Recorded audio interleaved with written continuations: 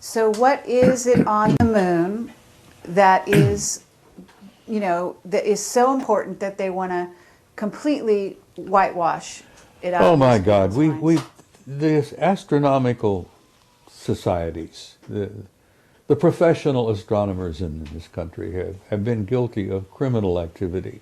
You may quote me. They've been guilty of criminal activity for years to not discuss the reality of what they knew on the moon. There are major facilities and major activities going on the moon all the time. Not only that, the moon has water. Now, whether it's a natural process from the satellite, or whether it's water that's been stored there for use, there are vaporous signs of a form of an atmosphere in the bottom of some of the craters. Now, astronomers have seen these pictures, but that dishonest bunch of nitwits won't discuss it. They're scared because you know why? 90% of their income comes from government grants.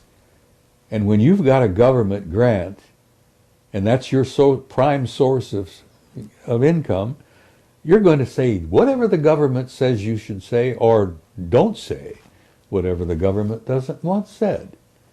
Well, anyhow, there's some atmosphere on the moon, at least in the base of several of the larger craters. There is water on the moon, but there is major activity going on. I mean, we're talking about engineering activity. There are giant ships that come and go out of the craters. Mm-hmm. There are lights all the time. They have noticed bridges appearing and then disappearing. I mean, they're active as hell on the moon. But the same activity is going on Mars.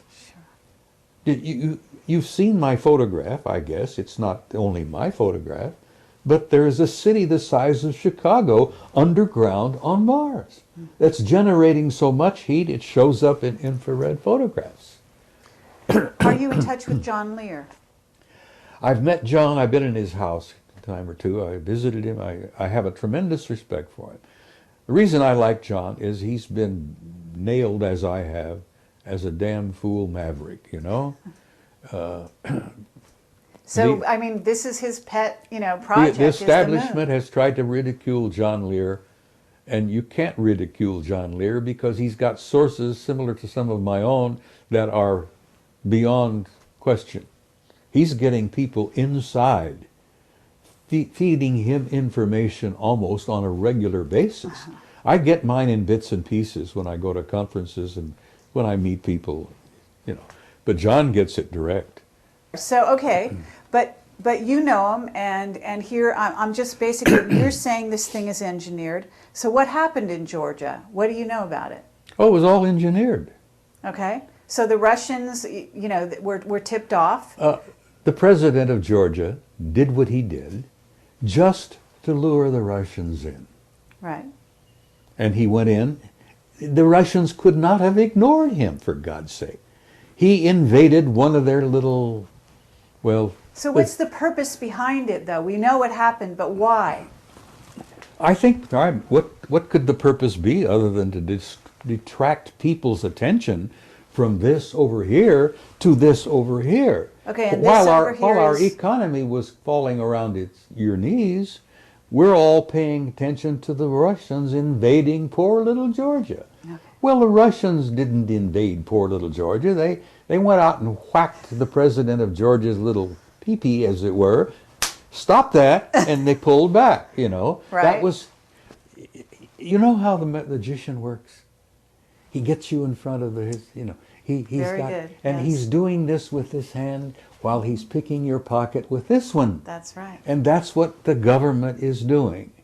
And when I say government, it's not the government you think you got. Mm-hmm. It's not the, God, that's all a facade in itself. Mm-hmm. The government we've got is probably being totally run by the Anunnaki. Because there is a power beyond power that's pulling the strings. Right. They call them the Illuminati. But there are guys above the Illuminati that are really in power. Okay, but we're told the Vatican is is behind a lot of it, and that, in other words, the Vatican is behind what's going on in the U.S., that there's a plan, and you've got the Anunnaki. This is not a positive plan, okay, to take down the U.S. Well, they think it is. Do you think it is? Their ultimate idea is, yes, a positive idea. Okay, what is it? A one world government. Oh, right. Of Absolutely. course that's what they want. Right. And they're going to have it eventually. Absolutely. Now, you can have a positive one But where the growing government, pains, right? the growing pains that we go through before we get there, it's going to be pretty horrendous. Not only are we going to have to put up with this crap with Nibiru, which is a real thing, but this growing process that we're going through to end up eventually with a one world government is going to be painful as hell. And there's going to be a lot of blood on the streets before it's over with. Sadly enough, that's in my opinion a fact. And that's being manipulated from a very high level. Okay, but we have white hats in the U.S. government that are actually trying to prevent this, are they not? We have some good men and good women who are well aware of what's taking place and what's transpiring, and they're trying to modify, ameliorate, is that the right word?